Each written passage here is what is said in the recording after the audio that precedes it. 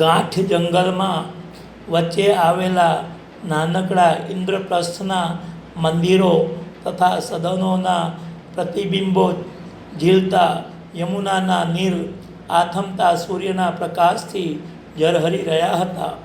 એ સમયે નદીને કાંઠે આવેલા કૌરવોના રાજ્ય મહાલયના પૂજાગૃહમાં રાજા શાંતનુના વિધવા મહાદેવી સત્યવતી બેઠા હતા. એમના દેહનો વર્ણ શામરો હતો, જે એમને એમના માછીમાર પિતા તરફથી વારસામાં મળ્યો હતો. એમના લલાટ પરની ભસ્મ રેખા અને એમણે પરિધાન કરેલી સફેદ સાડીને પડછે એમના શામરા મુખની આભા તરી આવતી હતી. 60 વર્ષની વય એ વટાવી ચૂક્યા હતા, છતાં અડધી સદી પૂર્વે જ ભભકતા સૌંદર્ય અને સુકુમાર લાવણ્યે પરાશર મુનિનું હૃદય હરી લીધું હતું, અને જેની પાછળ મહારાજા શાંતનુ ઘેલા બન્યા હતા એ રૂપના અવશેષ હજી પણ તેમની મુખમુદ્રા તથા દેહષ્ટિમાં દેખાતા હતા. એમની જમણી બાજુએ સુવર્ણ પત્રોથી આચ્છાદિત એવી બેઠક પર એમનાથી 20 વર્ષ મોટા એવા એમના સાવકા પુત્ર દેવવ્રત ગાંગે બેઠા હતા. લોકો એમને ભીષ્મને નામે ઓળખતા હતા. એમની ઉંમર ઘણી મોટી હતી. એમના માથા તથા દાઢીના વાળ શ્વેત થઈ ગયા હતા. આમ છતાં તે સ્થિર અને ટટ્ટાર બેઠા હતા. એમના મુખ પર એક કરચલી નહોતી. ક્ષણભર એમના ભવા સંકોચાયા અને આંખોમાં વિષાદનો ભાવ આવ્યો. રાણીની સામે પવિત્ર દરભાસન પર મુનિવર્ય કૃષ્ણ દ્વૈપાયન બેઠા હતા. ભીષ્મની સરખામણીમાં એમનો વર્ણ કંઈક શામરો હતો, પરંતુ એમની માતા કરતાં વધારે ઉજ્જવળ હતો. એમની મુખાકૃતિ સપ્રમાણ નહોતી. મોસાર પક્ષના કોઈક દૂરના પૂર્વજ તરફથી એ એમને વારસામાં મળી હતી, છતાં બીજા કોઈના પણ વદન પર કદીએ જોવા ન મળે એવી સદ્ભાવ અને બ્રહ્મતેજની આભા ત્યાં દેખાતી હતી. મુનિની આજુબાજુ વિદુર અને અક્રૂર બેઠા હતા. કૃષ્ણ મારે તેને પ્રયાગથી અચાનક બોલાવી મંગાવવો પડ્યો છે, કારણ કે સમ્રાટ ભરતના કુલ પર ફરી પાછા વિપત્તિના વાદળ ઝઝૂમી રહ્યા છે. વત્સ, તારા સિવાય અમને બીજું કોઈ સહાય કરી શકે એમ નથી. આમ બધાને વારંવાર આપત્તિમાં નાખવા માટે જ હું સર્જાઈ હતી, તો પછી મને જન્મ શા માટે દીધો? ભાવોદ્રોગને લીધે ગદગદ થઈ ગયેલા કંઠે સરસ્વતી બોલ્યા, માતા, તમે મને બોલાવી મંગાવ્યો એથી હું બહુ રાજી થયો છું. સ્નેહાર અવાજે મુનિએ કહ્યું, મને એમાં શી હેરાનગતિ નથી. મને એમાં કશી હેરાનગતિ નથી પહોંચી. મને એમાં કશી હેરાનગતિ નથી પહોંચી. પૂજ્ય પાદ પિતા તમારી પાસેથી મને લઈ ગયા ત્યારે મેં વચન નહોતું આપ્યું કે જ્યારે જરૂર પડે ત્યારે હું તમારી સેવામાં હાજર થઈ જઈશ. તમારી આજ્ઞા ઉઠાવવા હું સર્વદા તૈયાર છું. આમ કહી વ્યાસ મુનિએ સ્મિત કર્યું, અને એ સ્મિતનો પ્રભાવ સત્યવતી પર પણ પડ્યો.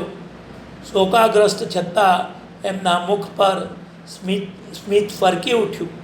એમનો આ અદ્ભુત પુત્ર વર્ષો થયા એમનાથી દૂર રહેતો હતો, છતાં અતિ પ્રિય હતો, અને એમના કષ્ટભર જીવનમાં જ્યારે જ્યારે આપત્તિઓ આવી હતી ત્યારે એ જ એમનો આધારસ્તંભ થઈ રહ્યો હતો. જ્યારે મારા પિતાએ પુરુષશ્રેષ્ઠ પાસે વચન લીધું કે દેવવ્રત ગાંગે સદાય બ્રહ્મચર્ય સેવે, ત્યારથી અમારું દુર્ભાગ્ય શરૂ થયું. મૂર્તિમાન, સંયમ, સમા, સ્વસ્થ અને શાંત બેઠેલા ભીષ્મ સામે જોઈને ખિન્ન અવાજે સત્યવતીએ કહ્યું, લગ્ન કરવા માટે કેટલીય વાર મેં એને વિનવણી કરી છે, પણ ભીષ્મનો સ્વભાવ તો કૃષ્ણ તું જાણે જ છે ને, એ પ્રતિજ્ઞાનો ભંગ કદાપી નહીં કરે. પણ આમ પ્રતિજ્ઞા પરાયણ રહીએ મને એના પિતાને અને એના પૂર્વજોને અપાર પીડા કરી રહ્યો છે. નિરાશ ન થાઓ માતા, મને કહો શી મુશ્કેલી છે? મુનિશ્રેષ્ઠે કહ્યું. આંખમાં આવેલા આંસુ લૂછીને સત્યવતી બોલ્યા, 2 વર્ષ પહેલાં ધૃતરાષ્ટ્ર અને પાંડુના લગ્નનો ઉત્સવ આપણે ઉજવ્યો હતો. ત્યારે આપણે ધારતા હતા કે કૌરવ વંશ યાવચ્ચંદ્ર દિવાકરો ટકી રહેશે. પણ હવે બંનેના લગ્ન તો થઈ ગયા, પણ મહાદેવી આગળ બોલી શક્યા નહીં. પણ માતા છે શું? મને બધું સ્પષ્ટ કહો. કાંપતા અવાજે સત્યવતીએ કહ્યું કે ધૃતરાષ્ટ્ર અંધ છે, એટલે ગાદીએ ન આવી શકે. એની પત્ની ગંધારી સગર્ભા છે, પરંતુ એને શાપ લાગ્યો છે. ગર્ભ રહ્યાને વર્ષથી એ વધારે સમય વીતી ગયો છે, પરંતુ હજી પ્રસૂતિ થઈ નથી. ગર્ભમાંનું બાળક અંદર ને અંદર કરમાઈ ગયું હોય એમ લાગે છે. કેવું દુર્ભાગ્ય! મુનિ બોલ્યા. પાંડુ ક્ષણભર સત્યવતી બોલતા અચકાયા. ક્ષોભ પામીને એમણે જમીન તરફ જોયું. પછી હિંમત લાવી ધીમા અવાજે કહ્યું, એને પુત્ર નહીં થાય, થઈ શકે એમ નથી. એને પણ શાપ લાગ્યો છે. ક્ષણવાર બધા મૂંગા થઈ ગયા. વિષાદપૂર્ણ અવાજે ભીષ્મ બોલ્યા,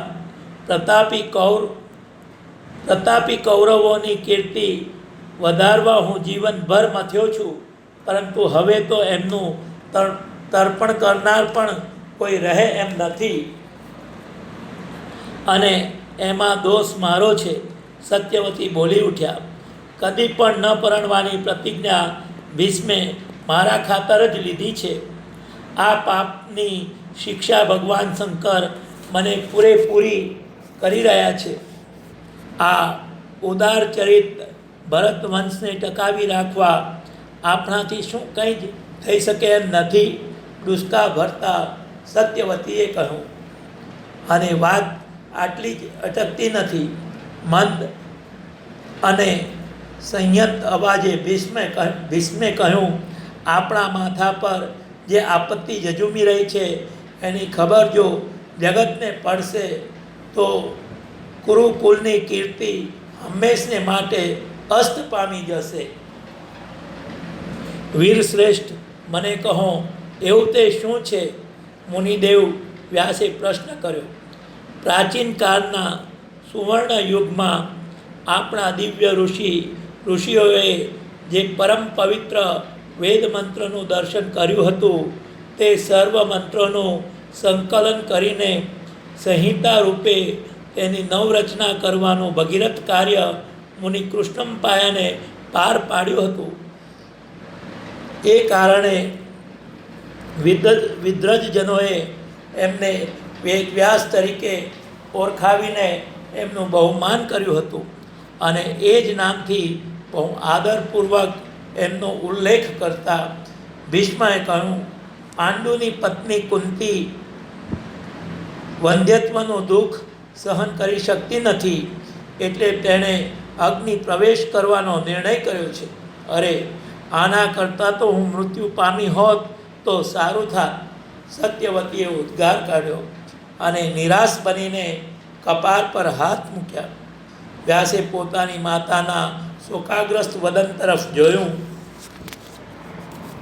અને પછી આશ્વાસન આપતા એમણે કહ્યું, માતા, નિરાશ ન થાઓ. આટલા વર્ષો તમે વિધિ સાથે સામનો કરવામાં ગાળ્યા છે.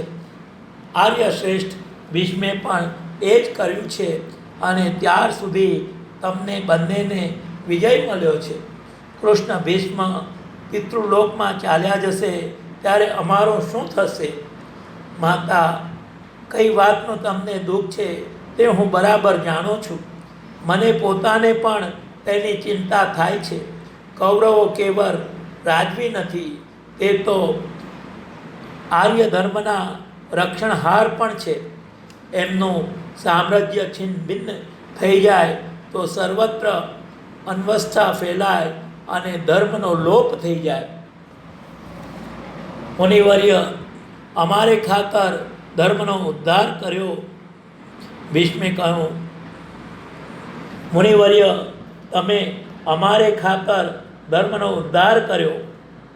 ભીષ્મે કહ્યું, અત્યારે પણ તમારે અમને મદદ કરવી પડશે. સૌ મુનિવરોમાં તમે જ એક એવા છો જે અમને માર્ગ બતાવી શકો. કુંતી અહીં છે? હા, અમે એને અહીં મંગાવી છે. અમારી અહીં સી દશા થઈ રહી છે તેની ખબર હસ્તિનાપુરને પડવી ન જોઈએ. ભીષ્મે કહ્યું, મહાલયના બીજા ખંડમાં દુઃખની જીવંત મૂર્તિ હોય એવી પૃથા પોતાની વૃદ્ધ ધાત્રીનો ટેકો લઈને બેઠી હતી. એ હતી તો વસુદેવની બહેન પૃથા, પરંતુ કુંતી ભોજે એને દત્તક લીધેલી હોવાથી એ કુંતીને નામે ઓળખાતી. એક સમયે એ સુપુષ્ટ અને ચપર હતી, પરંતુ આજે કંતાઈ ગયેલી એ રાત દિવસ આંસુ સારતી જીવન વિતાવતી હતી. કુંતીએ મુનિને પોતાની પાસે આવતા જોયા એટલે ઝડપથી ઉઠીને એમના પગમાં પડી અને દુસ્તા ભરવા લાગી. મુનિનો આદર સત્કાર કરવા માટેના શબ્દો એને ઓઠે આવી શક્યા નહીં. સ્નેહથી મુનિએ તેને જમીન પરથી ઊભી કરી, તેનું મસ્તક સૂંઘ્યું અને તેના ખભા પર પોતાનો હાથ મૂકીને મમતાપૂર્વક તેને તેની જગ્યાએ લઈ જઈને બેસાડી. તેની બાજુએ જ પરિચારિકા દર્ભાસન પાથર્યું હતું, તે પર તેઓ પોતે બેઠા અને પરિચારિકાને આશીર્વાદ આપીને વિદાય કરી. કુંતી, આ બધું શું છે? પ્રભુ, મારે મરવું છે, બસ મરવું જ છે, મારે જીવવું નથી. દુઃખથી કામતા અવાજે કુંતીએ કહ્યું, બેટા, પાંડુને માથે જે સાપ છે તે હું જાણું છું, પણ તેથી તારે દુઃખી થવાનું નથી. અરે, સુખ મને કદાપી મળવાનું નથી, મારે તો મરવું જ રહ્યું. બાળકો મને કેટલા વહાલા છે તે તો તમે જાણો છો. મારા બાળકનું મોઢું એ જન્મ્યું ત્યારે મેં જોયું, ફરી બીજી વાર તે જોયું નથી. પણ રાત ને દિવસ મારે માટે તલસતો અને મારી વાટ જોતો મારો લાડલો મારી નજર આગળ કર્યા કરે છે. જન્મતા વેંતને તેનો ત્યાગ કરનારી હું તેની માતા ગોજારી છું. તમે એને લઈ ગયા. આહા, કેવો સુંદર હતો એ! પ્રભુ, મને ક્ષમા કરો, હું ગાંડી થઈ ગઈ છું. તમારી અવહેલના કરું છું, પણ પ્રભુ, હવે મને બાળક નહીં થાય, કદી નહીં, કદાપી નહીં. અને મારે પેટે જન્મવા અધીરા થયેલા મારા બાળકો મૃત્યુ સુધી મારો કેળો મૂકશે નહીં. મારે હવે મરવું જ છે. પ્રભુ, મારે માટે જ એ માર્ગ રહ્યો છે. મુનિએ મમતાથી મૃદુતાથી કુંતીના મસ્તક પર હાથ મૂક્યો. એમના હોઠ પર સદાય રમતું સ્મિત, એમની પર હૃદય પારખવાની શક્તિ અને એમનો સ્નેહ ભાવ એ સર્વની કુંતીના પર જાદુઈ અસર થવા લાગી અને ગેલછાભરી અવસ્થામાંથી એ મુક્ત બનવા લાગી. પછી મમતાપૂર્વક માર્દવ ભર્યા અવાજે મુનિએ કહ્યું, બેટા, તારું હૃદય અત્યંત પ્રેમાળ છે. બાળકો માટે તેમને રમાડવા, રડાવવા, ઉછેરવા તેમનામાં ઓતપ્રોત બની જવા તું કેટલી ઉત્સુક છે એ શું હું નથી જાણતો? પ્રભુ, આપની સમક્ષ મેં આવા વચનો કાઢ્યા એ માટે મને બહુ શરમ લાગે છે, પણ હું શું કરું? હું તો બધો સંયમ ખોઈ બેઠી છું. કુંતી, શરમ ભાવની કશી જરૂર નથી. વાત્સલ્ય એ તો નારી માત્રને દેવી બનાવે છે. જે સ્ત્રી સંતાન વિહોણી રહેવા ઈચ્છે છે, જે બાળકોથી દૂર ભાગે છે, જેને પોતાના બાળકોને ખાતર જીવવું ગમતું નથી, તે સ્ત્રી માત્ર રાક્ષસી નથી, કુળને માટે શાપરૂપ છે, ધર્મ વિનાશી છે. કોમર અને શાંત અવાજે ઉચ્ચારાયેલા મુનિ વેદવ્યાસના આ શબ્દો સાંભળી કુંતીને ફરી એમ થઈ આવ્યું કે સુખની આશા હવે તેને રહી નથી, એટલે એણે ફરીથી હિપકા ભરવા માંડ્યા. મુનિએ પ્રેમાર માતા જેવી મમતાથી હળવેથી કેસ પંપાર્યા. કુંતી, તારી આશા સફળ થશે અને કુરુવંશનો ઉચ્છેદ નહીં થાય. તો તું ખુશ થશે ને? આંસુ વડે અવરુદ્ધ થયેલા કુંતી કોઈ અવનવીન અને અકલ્પ્ય આશાથી પ્રભાવિત થયા. તેણે મુનિની સામે આતુરતાથી જોયું. થોડી વાર મુનિ કાંઈ બોલ્યા નહીં.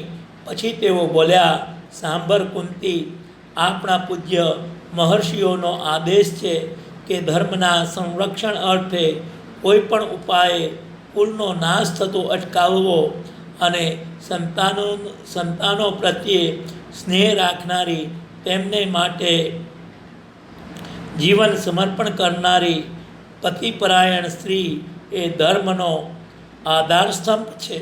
પ્રાચીન મંત્ર દ્રષ્ટાઓ પણ નિયોગ માટે સંમતિ આપે છે.